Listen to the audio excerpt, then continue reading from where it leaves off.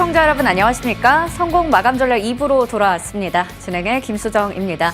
그동안 연속해서 상승 랠리를 이어갔던 우리 증시, 다소 또 그간 많이 올랐던 피로감이 쌓인 것도 있는 것 같습니다. 오늘은 숨고르게 들어갔는데 사실 또 오후장 들어서 마감까지 얼마 남지 않은 상황에서는 낙폭이 좀 커지고 있습니다. 코스피 지수도 2650선 아래에서 코스닥 지수도 1%가 넘게 밀리고 있는 상황입니다. 전반적으로 일단 매매 주체 동향을 체크해봐도 외국인들이 3천억 원 넘게 거래소에서 팔고요. 기관도 2천억 원 가까이 팔자세 보여주고 있습니다. 코스닥 시장에서도 메이저 주체들이 나란히 매도 규모를 더 키우고 있는 상황이에요. 합쳐서 3,400억 원 넘게 팔고 있는 상황. 양시장 모두 다 개인들만이 사고 있는데 지수를 좀 반전시키기에는 역부족인 것으로 보입니다. 전반적으로 오후 들어서 좀 더 조정이 깊어지고 있는 상황에서 전략들 지금부터 챙겨보도록 하시죠.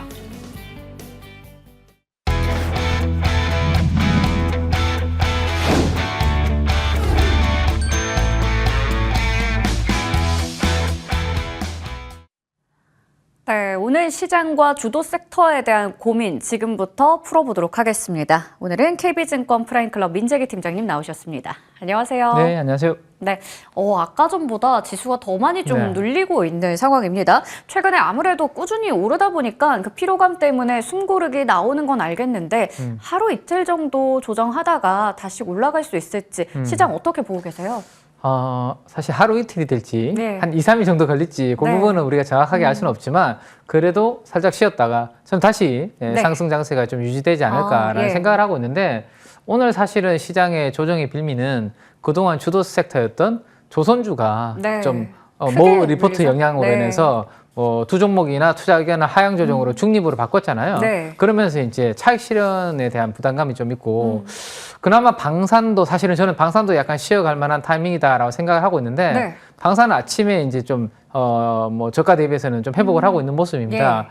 이렇듯 지금 최근에 많이 올랐던 섹터들에서 차익 실현이 좀 나오다 보니까 시장이 거기에 이제 숨고르기를 좀 하고 있거든요.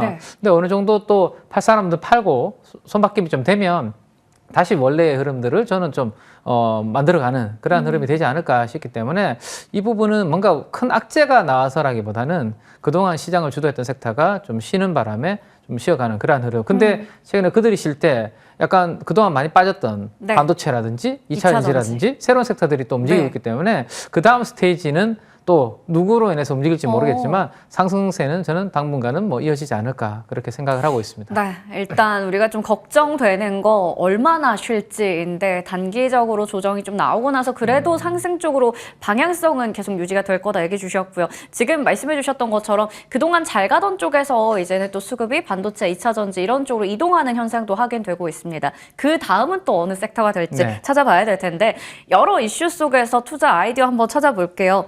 엔비디아의 그래픽카드의 품귀 현상이 전 세계에서 계속 일어나고 있는 상황입니다.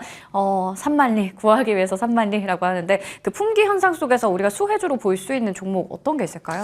네, 이 그래픽카드이기 때문에 과거에 그래픽카드 파동이 있었을 때에 움직였던 부분들을 한번 살펴보면 될 것 같아서 오늘 그 자료들을 좀 준비를 해왔는데 일단은 요즘 엔비디아 그래픽카드 때문에 난립니다 지금. 이거 용산에 최근에 다녀온 분들한테도 이야기 들어보니까 웃돈을 주고 사야 되고 웃돈을 줘도 좋은 거를 못 구할 수도 있고 왜 그러냐라고 하니까 결국은 이것도 핵심은 중국 때문이다.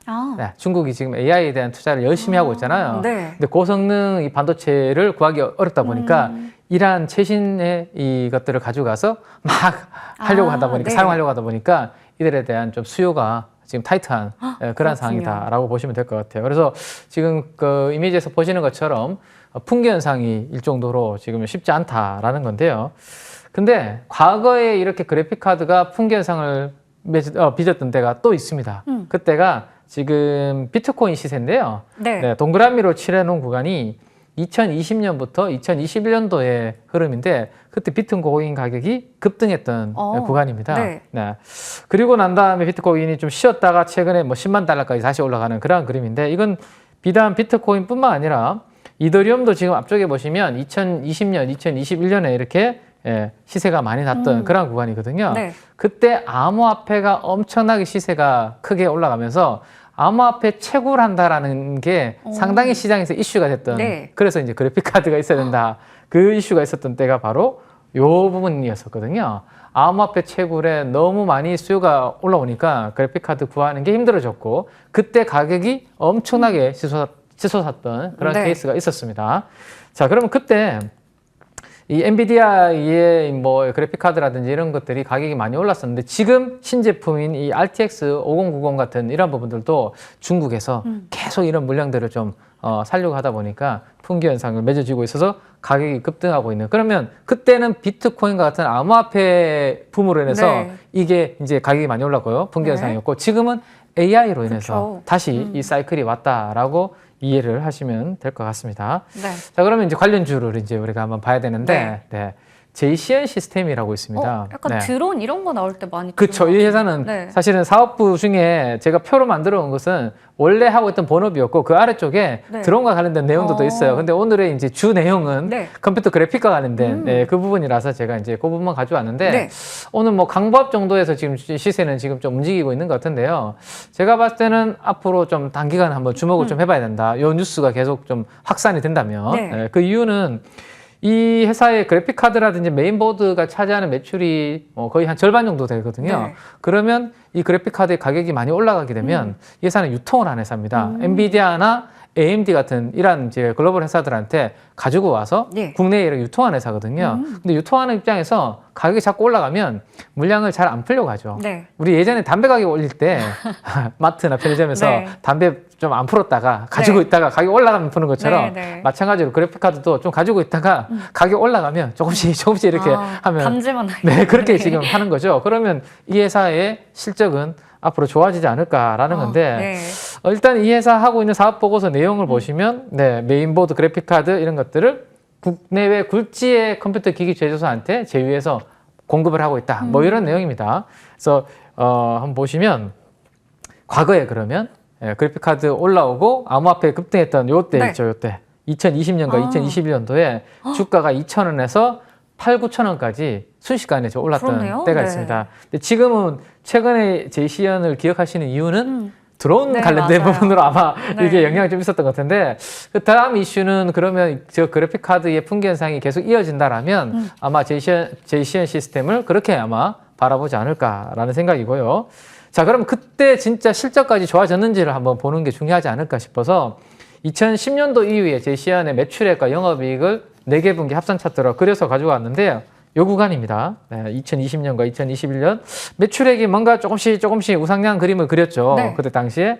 근데 영업이익을 한번 보시면 더욱더 드라마틱하게 오. 이렇게 올라가는 네. 그러한 그림이 나옵니다. 그러면 지금도 그때와 마찬가지로 이 그래픽카드 가격이 많이 올라가고 있는 상황이라면 올 1분기 실적은 좀 좋지 않을까라는 것을 추정해 볼 수 있을 것 같고 이 사이클이 만약에 더 좀 길어진다면 중국으로 인해서 2분기 실적까지도 1, 2분기 실적까지도 계속 좋아지는 그러한 그림이 올 수도 있다라는 것을 한번 염두에 두시면 될 것 같아요. 그래서 과거에 2020년과 2021년도 영업이익이 이렇게 올라오는 그런 그림을 1, 2분기 정도 생각을 해둔다면 아마 시장에서는 그러면 그래픽 카드와 관련해서 어떤 종목들이 수혜를 받는지를 찾게 될 것이고 대표적으로 JCN 시스템, 그다음에 PC 디렉트 뭐 이런 네. 회사들이 있어요. 그래서 네. 그러한 회사들을 위주로 한번 체크를 해보시고 혹시나 용산에 가까이 계신 분들은 용산에 가셔가지고 현장감 분위기를 한번 네. 요즘 그래픽 카드 지금 어때요라고 네, 물어보시면 느낌은 아마 오실 것 같습니다. 좋습니다. 저 항상 이 시간 팀장님이랑 함께할 때마다 신기하더라고요. 어떻게 여기서 또 이쪽으로 연결이 될까? JCN 시스템에 대해서 한 번 더 공부하게 됐습니다. 그래픽카드의 품귀 수혜주로 말씀해 주셨으니까요. 앞으로도 시세 한번 꾸준히 보도록 할게요. 자, 그리고 시장에서 주목을 받고 있는 게 어제 2차 전지 섹터가 너무 좋았었어요. 주요 업체들의 실적이 이제는 좀 바닥은 그래도 확인됐다라는 그 기대감도 있는 것 같고요. 무엇보다 수급이 상당히 유입이 많이 됐습니다. 오늘은 특히 윗골이 좀 길게 달고 있긴 네. 하지만 연이트 시세가 좀 이어지는 상황이긴 한데 이러한 2차 전지 섹터의 기대 모멘텀부터 앞으로의 주가 전망 좀 궁금합니다.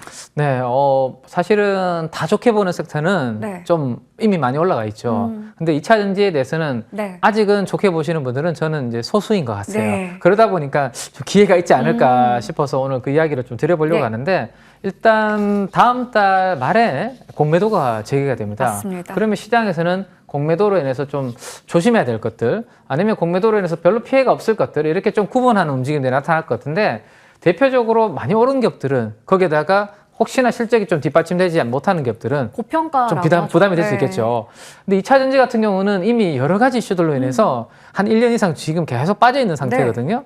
근데 여기서 보통 많이 빠져 있고 남들이 관심 안 가지는 섹터는 약간의 호재만 생겨도 네. 주가는 수급이 빈집이기 때문에 네. 슈팅이 아주 강하게 나올 수 있습니다. 예. 혹시라도 공매도를 잘못했다가는 빨리 쇼커버를 또 해서 오히려 주가 상승이 더 강하게 네. 나올 수도 있기 때문에 아마 기관 투자가들이나 외국인 입장에서도 이 2차 전지 섹터를 공매도하기에는 네. 좀 쉽지 않은 맞아요. 부분들이 있을 것 같아요. 네. 그래서 그런 부분들을 3월 말 이후에 한번 체크해 보실 필요가 있을 것 같고, 뭐 좀 전에 말씀드렸던 이 최근에 많이 올랐던 방산과 조선은 물론 숫자가 이제 뒷받침이 되기 때문에 뭐 주가 오른 이유는 있습니다. 다만 이제 공매도 재개를 앞두고 혹시나 숫자가 없는 기업들이, 오른 기업들은 이슈가 될 수 있다. 근데 2차 전지는 숫자는 없지만 이미 이제 주가는 대부분의 악재를 반영한 상태에서 더 나빠질 게 만약에 없다라면 주가는 이제 튈 수 있다. 뭐 그런 네. 논리인데, 호재들이 최근에 몇 가지들이 있죠. 사실은 요 이슈 때문에 전고체 배터리 관련된 기업들도 최근에 주가가 좀 강하게 움직이기도 했죠. 네. 다음 달 초에 5일, 6일인가요? 코엑스에서 이 네. 배터리 행사 열리는데 맞아요. 여기 키워드 중에 하나가 또 전고체 배터리입니다. 아. 그래서 항상 이 행사가 있을 때는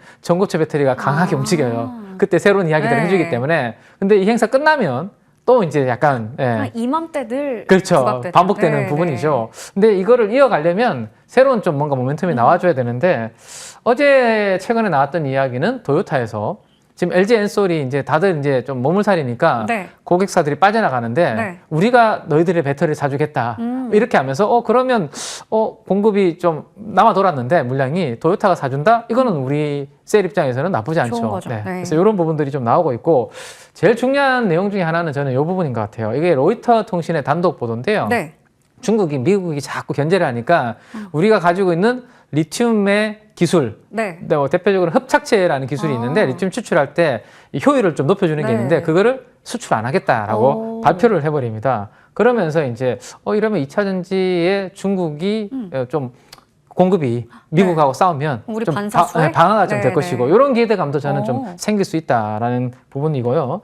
자, 그래서 사실은 다들 2차 전지를 별로 안 좋게 보는데 이번 1분기 실적도 엉망이었잖아요. 네. 근데 주가는 지금 보시는 것처럼 다시 이렇게 올라오고 있고, 제가 주목했던 부분은 이 행정명령을 내리면서 음봉은 하나 크게 여기 맞았습니다. 1월 21일 관세 날. 뭐 이슈 네. 때문에. 네. 이 부분을 회복하느냐 못하느냐가 사실은 네, 저는 네. 중요하게 생각을 하고 있는데요.